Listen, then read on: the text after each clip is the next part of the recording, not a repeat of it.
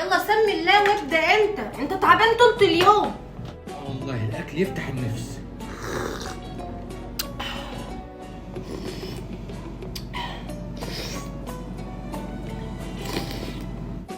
لو سمحت يا لولو اشربي الشوربه بصوت واطي شويه.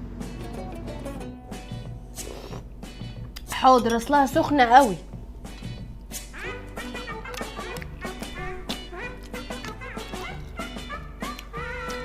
الله،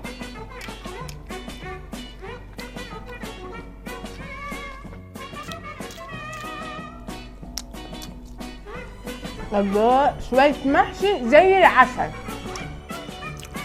خلاص في ايه يا محمد؟ قلتلك 100 مره ما تتكلميش والاكل في بقك. يعني انا غلطانه ان انا بسليك على الاكل؟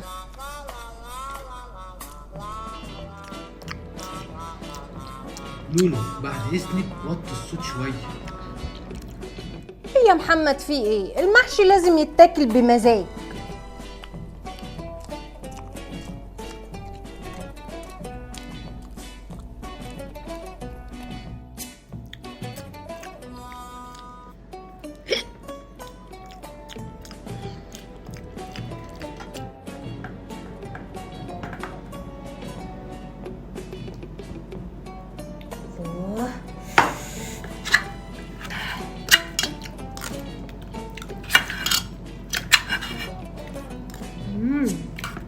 حلو قوي.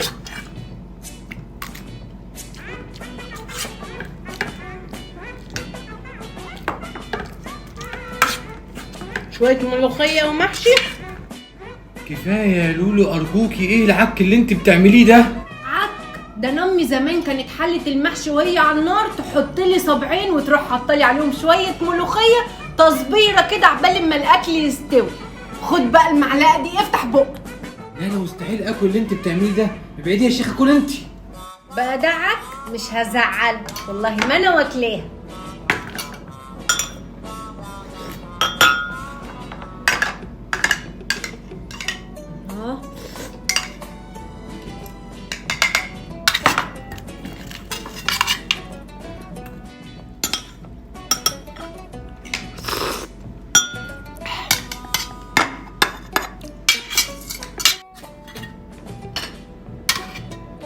كفايه يا لولو، جسمي اشعر والله وراسي صدعت. انت عماله تعملي معزوفه موسيقيه، عماله تخبطي وبتشربي الشوربه كانها كوبايه شاي، عماله تشربي لي كده اهو. في حد بيشرب الشوربه كده؟ انا بعمل كده والنبي انت عسل. الله، حته اللحمه دي سمينه وملبسه، خدها والنبي. ما باكلش دول وانت عارفه. وبعدين في حاجه اسمها شوكه، بناكل المحشي بالشوكه مش بايدينا. الشوكه دي بتاعت الناس الاتيكيت ولا الفافي اللي زيك، انما المحشي لازم يتاكل بالايد كده. غريب. انا هريحك مني خالص.